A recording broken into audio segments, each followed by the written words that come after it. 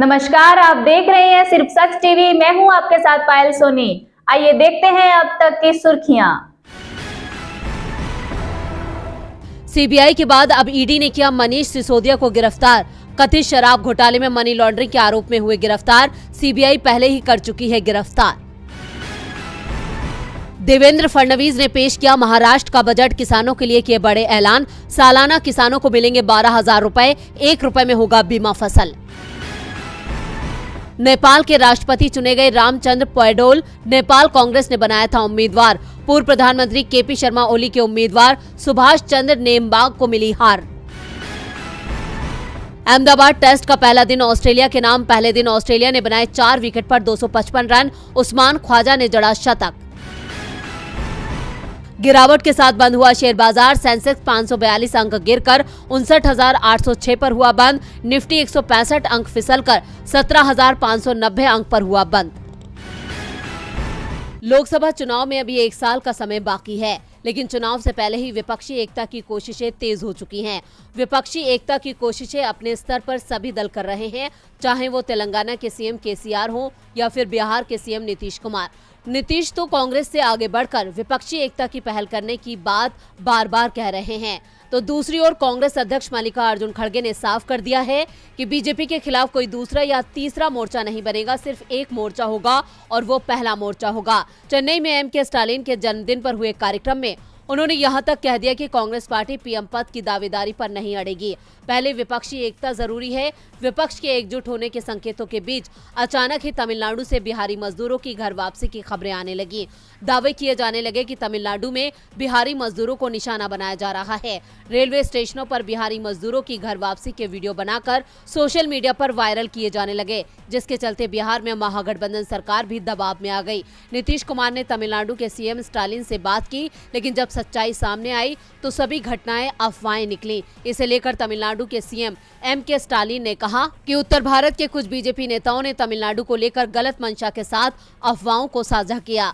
BJP के खिलाफ विपक्षी एकता का आह्वान करने के एक दिन बाद सुनियोजित तरीके से राज्य में बिहार के प्रवासी श्रमिकों को निशाना बनाए जाने की अफवाहें फैलाई गई। स्टालिन ने कहा कि इतने सालों से उत्तरी राज्यों के प्रवासी मजदूर खुशी खुशी यहां आ रहे हैं और बाद में उनकी संख्या और बढ़ती गई, क्योंकि उन्हें यहां कोई दिक्कत नहीं है। लेकिन किसी ने फर्जी वीडियो बनाकर गुमराह किया कि प्रवासी श्रमिकों को निशाना बनाया जा रहा है और इस अफवाह को गलत तरीके से फैलाया गया।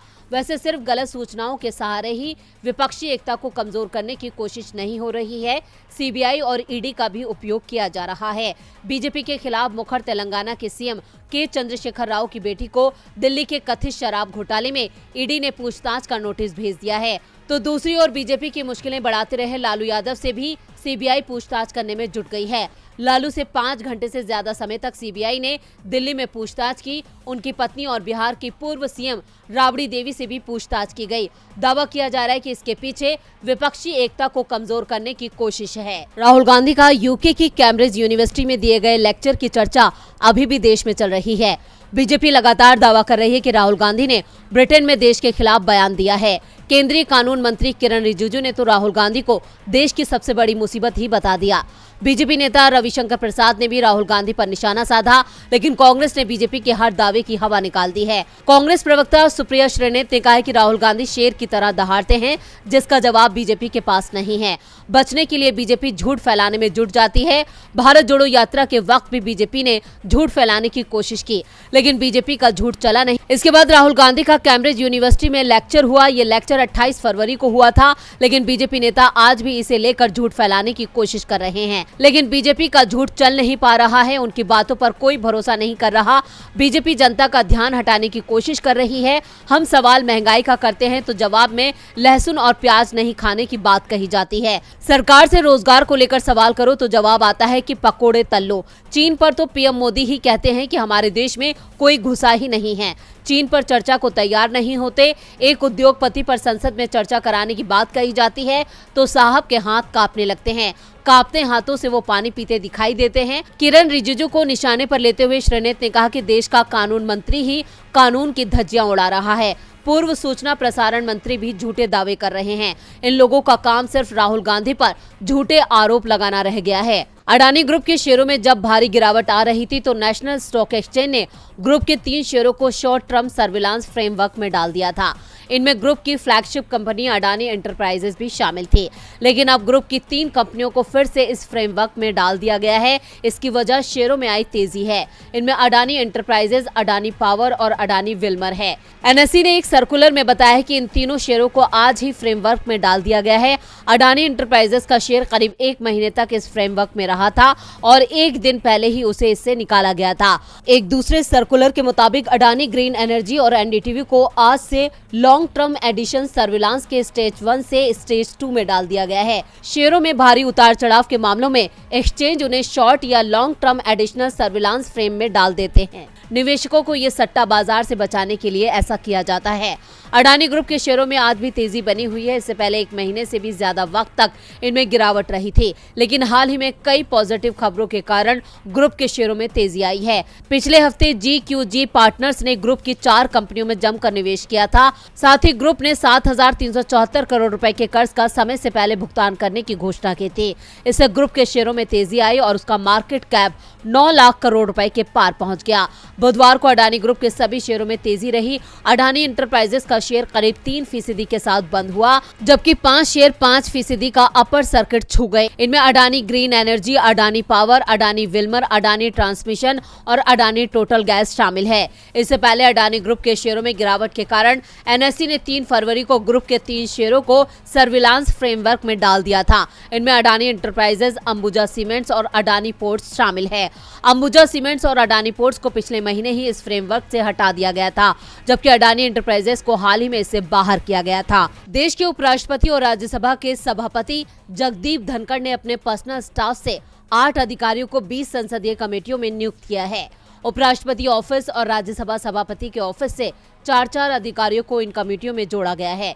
ये अधिकारी कमेटियों के काम में मदद करेंगे, जिसमें इनकी गोपनीय मीटिंग भी शामिल है। विपक्षी दलों ने उपराष्ट्रपति के इस कदम का विरोध किया है। कांग्रेस के कई नेताओं ने आरोप लगाया है कि कमेटियों के काम पर नजर रखने के लिए ये नियुक्तियां की गई हैं। लोकसभा के पूर्व सेक्रेटरी जनरल PDT आचार्य ने बताया कि संसदीय कमेटियों में सांसदों की मदद के लिए लोकसभा और राज्यसभा सचिवालय के अधिकारी होते हैं।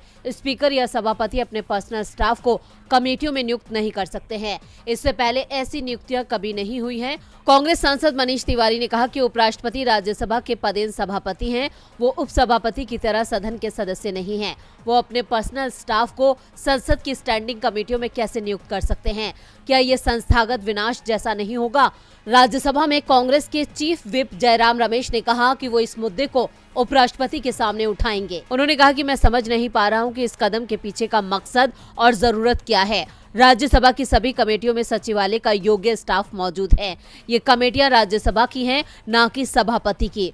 देश में कुल 24 स्टैंडिंग कमेटियां हैं। हर एक में 21 लोकसभा सांसद और 10 राज्यसभा सांसद हैं। इन 24 में से 16 कमेटियां लोकसभा स्पीकर के अधिकार क्षेत्र में काम करती हैं। वहीं 8 राज्यसभा सभापति के अधिकार क्षेत्र में आती हैं।